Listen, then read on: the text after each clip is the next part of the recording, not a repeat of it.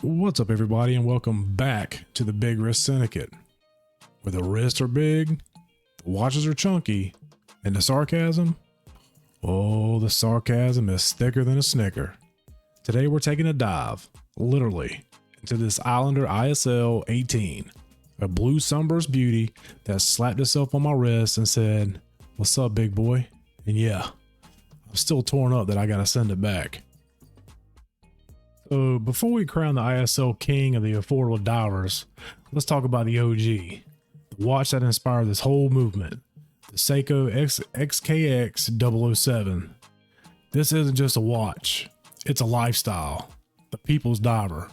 It's the horological version of a Honda Civic with 280,000 miles that still sounds good. Let's drop some facts. It was released in 1996, back when Blockbuster still existed. Boy bands ruled the earth, and people wore jeans that could house a family of raccoons.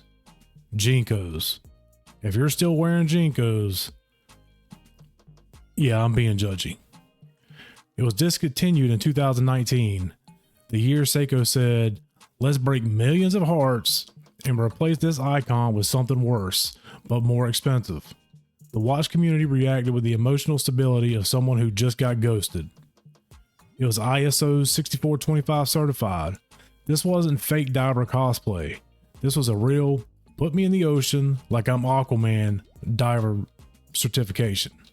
Movement, the 7S26. No hacking, no hand winding, just good old fashioned shut the hell up and I'll run forever Seiko magic. Case, 42.5 millimeters, but it wore like it'd been hitting Pilates. Slimmer than you'd expect, unlike most of us after Thanksgiving. Bezel, 120 click unidirectional, clean, functional, and usually the first thing modders ripped off because apparently nobody can leave a good thing alone. Crystal, it had hard legs. It was more durable than acrylic, but soft enough to scratch if you looked at it wrong.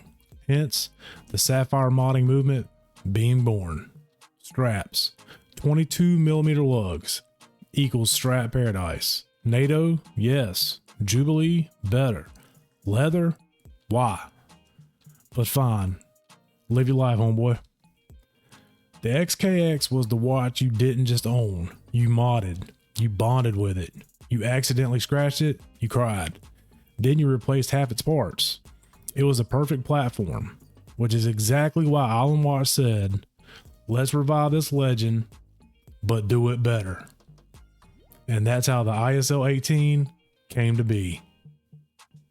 Alright, right out the box, bam. That deep blue sunburst dial hit me like an overdue bill. Sharp, aggressive, and impossible to ignore. This thing is lightweight, comfy, slides right onto the wrist like it's been there before. I even slept with it on. Didn't even have to buy dinner. No walk of shame either. We both woke up glowing. The polish work, gorgeous. Compared to the titanium Islander I reviewed, this one feels way more premium, like it actually uses moisturizer. Alright, let's get into some dimensions. They say it's 43 millimeters, but my caliper said it's just shy of 43 millimeters on the case, and 41.4 millimeters across the bezel. Translation, it wears smaller than advertised. Honestly, I've seen 40 millimeter watches that feel bigger, but with the 46 millimeter lug to lug, it sits beautifully even on smaller wrists. This isn't some wrist dominating saucer. It's a gentleman. And those drilled lugs, let me tell you, strap swapping heaven. I tried it on the stock bracelet. Perfect. I tried it on a deep blue FKM rubber. Perfect. I tried it on a blue NATO. Perfect. And I tried it on a white FKM rubber. Perfect. This watch is the Ryan Gosling of strap compatibility. It looks good in everything. So inside you got the NH36, Seiko's reliable, dependable, boring, but in a good way movement. Specs, 24 joules, hacks, hand winds, day date, 21,600 beats per hour, a 41-hour power reserve. It's not high horology, it's not luxury, it's not fancy, but it will outlive you, your kids, your grandkids, and your dog. Rip, fam. Now the bezel. Chef's kiss. 120 click, embossed, ceramic insert, feels rugged, looks rugged, probably is rugged. Then you have that double dome sapphire crystal with anti-reflective coating. It gives that dial that deep stare into my soul vibe. Everybody likes good dome. Scratch resistant for days. Visual depth like a romantic novel. Yesterday. Such a good looking watch. So this watch boasts C3 Superluminova. It's got a solid glow, not Seiko Monster radioactive, but good enough. It lasts long enough to guide me through the late night kitchen raids for those holiday cookies. The luminous Islander logo at 12 o'clock, that's a classy little touch. All right, now here comes my bitches and moans. The bracelet is nice, solid links, good machining, but the clasp, You have no dignity. tight. Like your girl on prom date night. Tight. And for the love of all things stainless, why isn't the clasp signed? Throw the Islander logo on there. Make it spicy.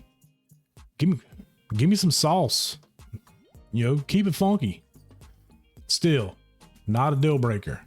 Just a minor gripe from a picky watch nerd. And the only other real complaint is I have to return this watch. I absolutely love this watch.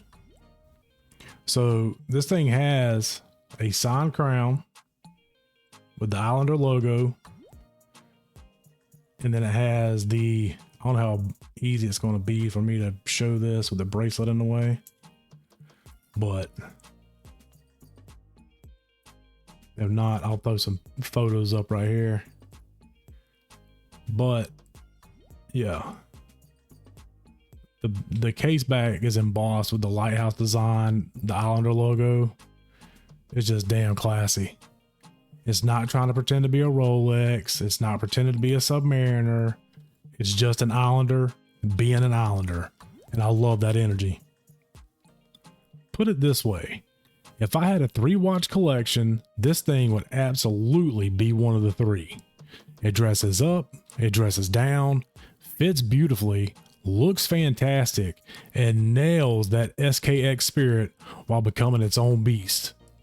The fact that I have to send it back hurts me real bad right here in my big wrist heart. So y'all, if you like this video, smash that like button like it owes you money. Hit the subscribe button if you're not some nerd that just scrolls along and doesn't like to follow people who are funny as shit and who are genuine. And also, y'all stay saucy, keep it funky, and I'm out. Peace.